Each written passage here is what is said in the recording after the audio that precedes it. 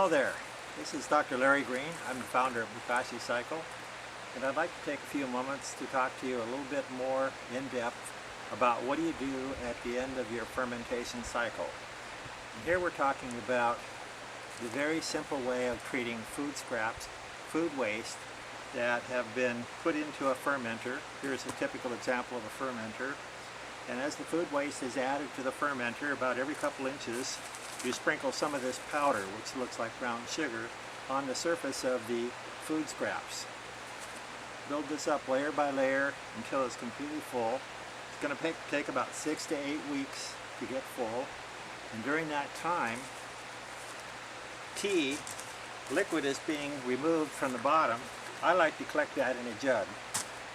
You can get about a gallon to a gallon and a half, maybe even as much as 2 gallons of liquid by the end of the period when the food waste has been fermented. So here's what we're looking at.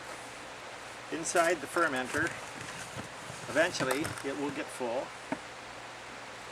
You set that aside while you start working on your second fermenter and let this one finish the process. It takes about 7 days to get fermented.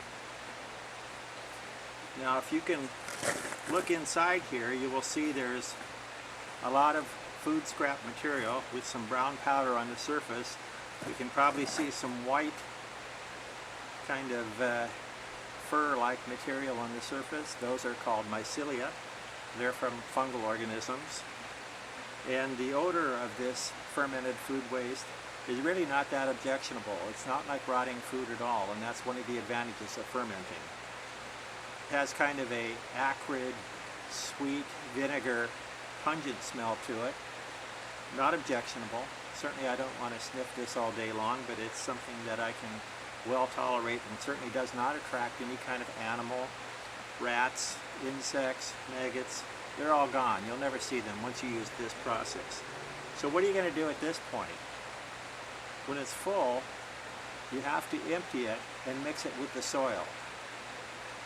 And we're going to talk about 3 ways of handling this fermented food waste, because the questions frequently arise. Well, what do I do with this if I live in an apartment or condominium? Or what if I don't have a garden? If you have a garden, it's pretty straightforward. That's the second method, disposing in a garden. But it also comes up frequently, what do I do in the winter when the ground is frozen? I've got a full fermenter, I have to get rid of my food scraps that have been fermented. That's very simple, and we'll talk about that as well. There are lots of simple methods to deal with it in the winter. The beauty of this process is that you do it right inside, usually in your kitchen, all year round. You don't have to be going out every week to carry your garbage out. Your waste is converted to something very valuable that can then be used to feed the garden. So the first method I'm going to show you is what you would do if you had a small apartment or condominium, or maybe you have access to a rooftop garden.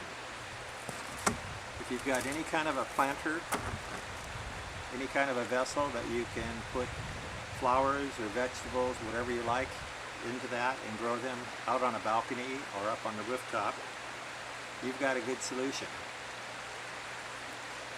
Take the pressure plate off,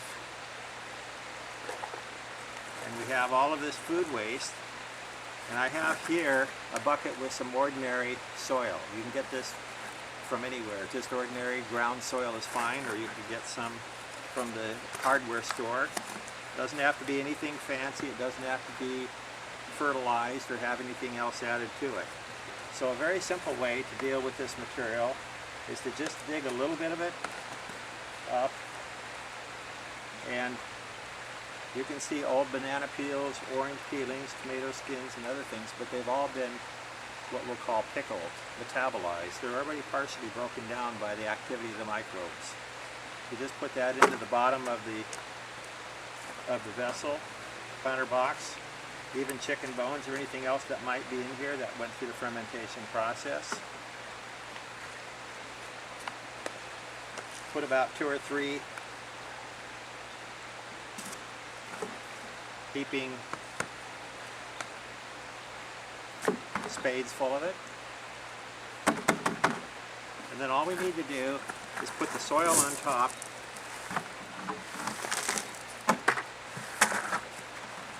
mix it around a little bit to get the soil and the food waste that's been pickled in intimate contact.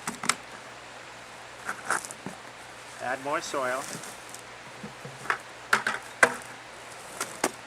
Fill it as high as you like. Now we have all of this great, rich, microbially active material in the bottom of the soil, and it's going to continue to break down and supply nitrogen, phosphorus, potassium, microbial flora, all kinds of things that are needed for the plants. And you can put any kind of plant that you like in here. It could be a tomato, it could be a flower, it could be a tree, whatever you like, and that will be good for a good year. And you can do this over and over again next year when you want to refill your planters. Dump the soil out, put a little bit of the food scraps into the bottom of each one, fill it up with the dirt, replant, and you're going to have very healthy, vibrant plants. So it's very simple in the first step. If you don't have a garden or you don't have much space, and you have a rooftop garden or you have a balcony, any place where you can grow plants, it could even be a greenhouse, just put them in a planter box, add a little bit of the Bokashi fermented food waste, mix it with the soil and fill it up, and you're ready to go. Next step we'll show is how to dispose of the material in the garden.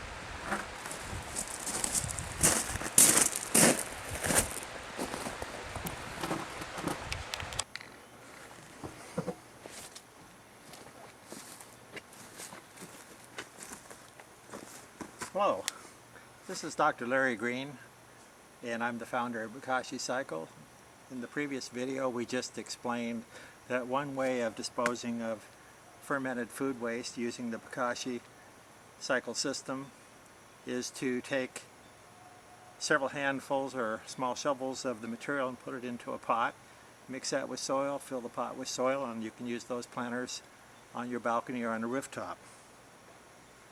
The more common way for most people that have a garden and really want to get the benefit of improving the quality of the soil, getting the organic content back, bringing the nutrients into the soil, and feeding the soil with the microbes, which are really critical and helpful for plant growth, is to take the fermented pickled food scraps and mix them in a hole in the soil and leave them alone.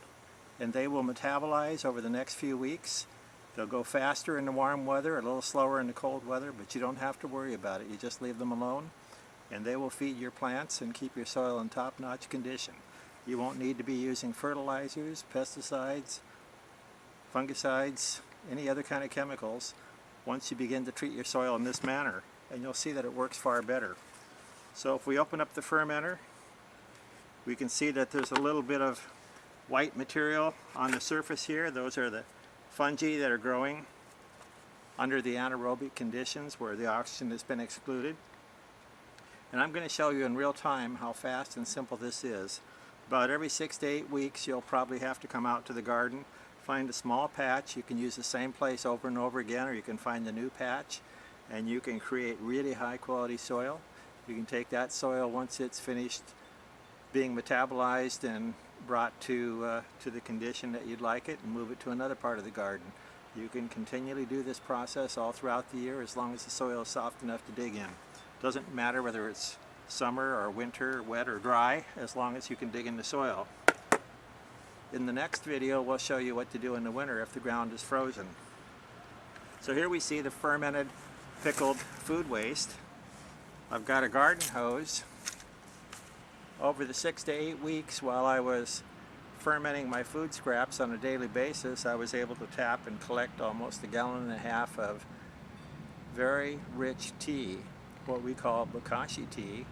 And this is very useful material because I'll dilute it 4 tablespoons in 1 gallon of water, and I can sprinkle that onto my flowers or in my vegetable garden or out on the grass, and it'll feed all of those and give me a really high quality growth. So in real time it's going to take you about 5 to 10 minutes to dispose of all the food waste that you've accumulated over 6 to 8 weeks. So here's how it works. Just pick a patch of the garden where you've got a little space and dig a little trench.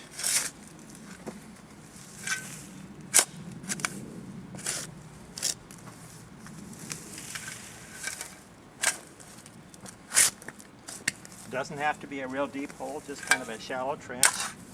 I have some wild strawberries growing here.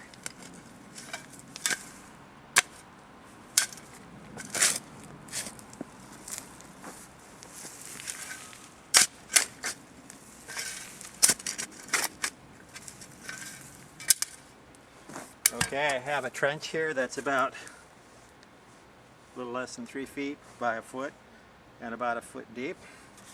I just take my material and pour it right into the bottom of the hole here. It's kind of liquid on the bottom.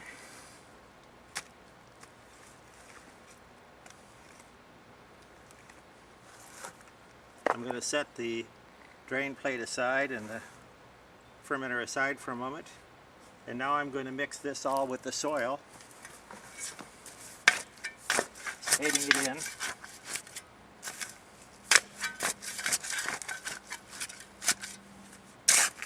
I'll sprinkle a little soil on top of it.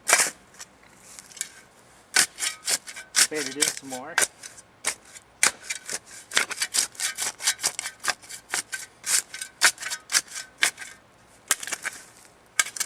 Cover it up with the rest of the soil.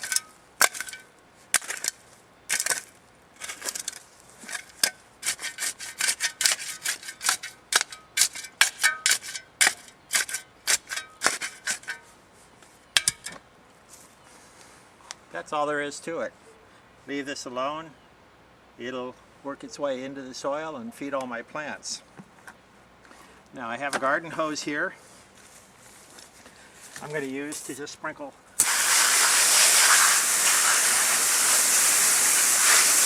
water and clean off my plate. Clean out the inside here.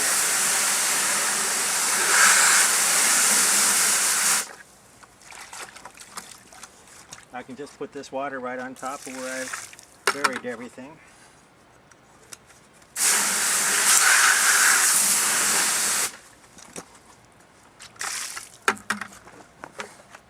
Put it back together. Clean off the plate.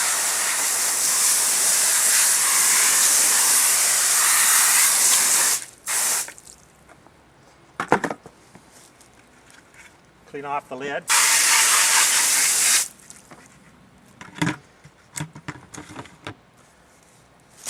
And we're done.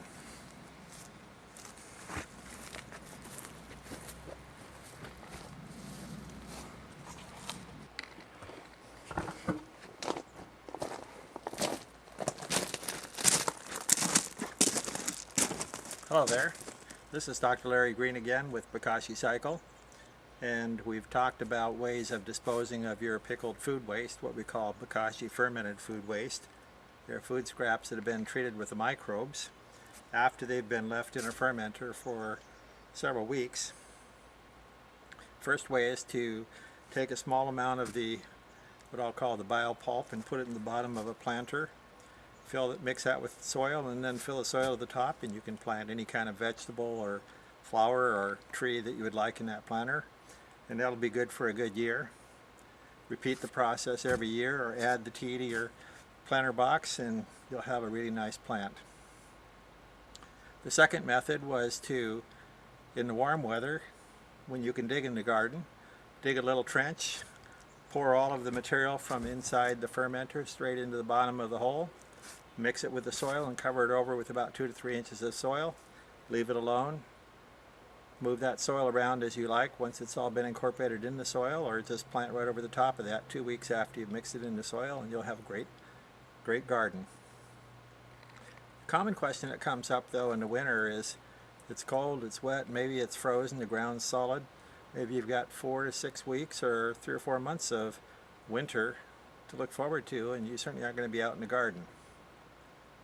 The easiest and simplest thing to do there is just take a large container, like one of these toters that has a wheel on the bottom, typical garbage can, and use that as your storage device outside. It doesn't matter if the fermented material stays all winter long inside one of these. Even if it's frozen, it'll do just fine. When the spring comes and things thaw up, you can take the toter and rake the material out onto the surface of the ground and spade it in, and you're going to have a great garden. So it's as simple as taking your fermenter, a toter with a lid on it, open it up, empty your contents directly into the bottom. You can wash it off with a hose if you like. Close it up and leave it alone. Takes maybe 3 or 4 minutes to do the whole process. You're back inside. This will continue to break down.